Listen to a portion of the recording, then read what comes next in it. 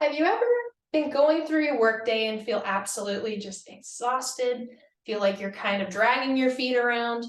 Feel like you just can't get through the day?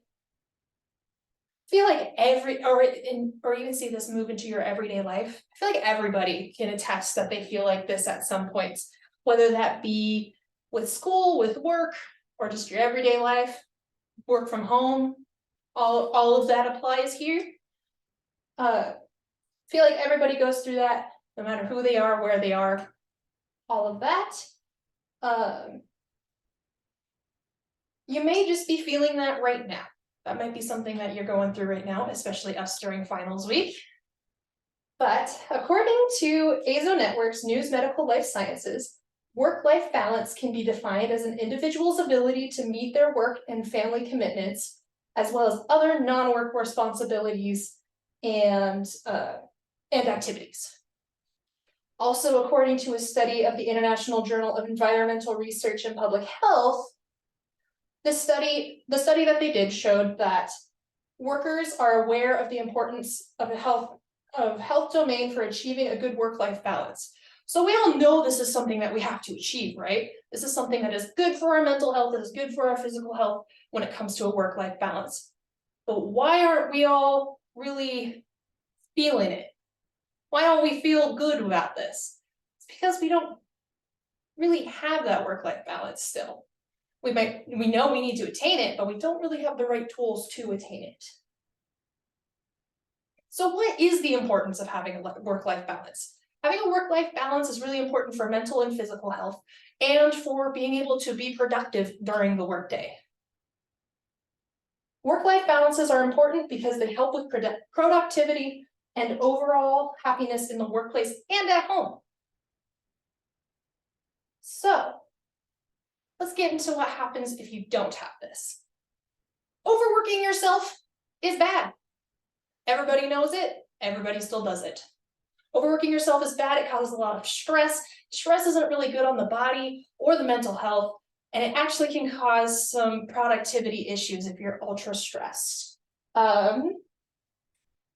According to Mental Health America, in our rush to get it all done at the office and at home, it's easy to forget that as our stress levels spike, our productivity plummets. Stress can zap our concentration and make us irritable or depressed and harm our personal and professional relationships. Feeling stressed feels bad. That's mostly what that means. It does not feel good. Why are we overworking ourselves to hit these deadlines that may or may not be real? We're overworking ourselves to a point where we're so stressed that it's just not good for us. Efficiency is reduced. Again, coming back to this overwork thing, when you're super stressed, you're fatigued, you're exhausted, you're just kind of dragging, you're not going to be working very well. You're not going to get a lot of work done. You're not going to do all the things that you need to do. According to Boston University, in an interview about work efficiency, perhaps you used to be great at your job and now you feel yourself slipping. It may not even be something that your boss or clients notice, but you know the difference in your work quality. Or you may be maintaining the same peak performance, but at a greater cost mentally or physically. It now takes more work, more concentration, and more effort than before. Efficiency is important to work. It's literally the reason you get paid. The whole reason why you're doing what you're doing. Dropping in efficiency can result in docked pay, reprimand, or even getting fired if it goes too far. Now, let's talk about what we can do to fix it. Talk with your superior. Really, truly, it's a really easy step to fix it.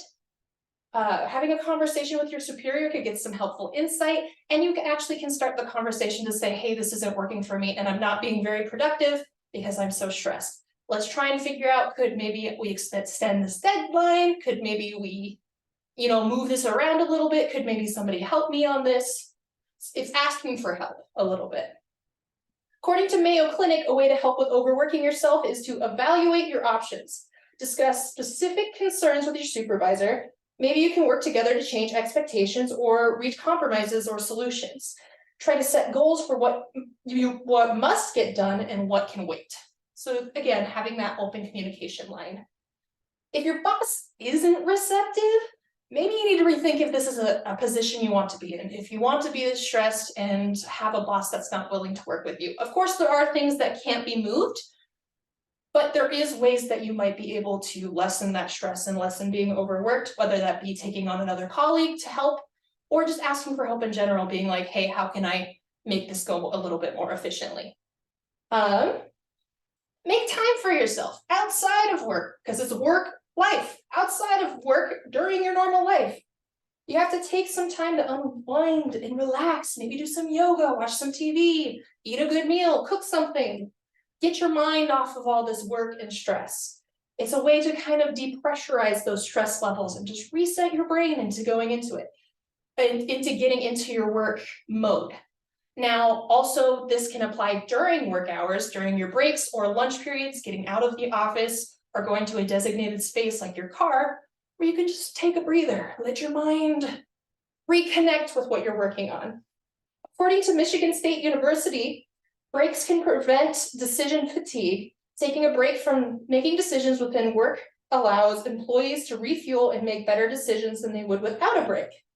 Taking breaks can increase creativity, promote healthy habits, and make employees feel more valued by their organization and employer. This is really good because then this line of communication stays healthy and it makes you feel like your boss cares about you, which is very nice.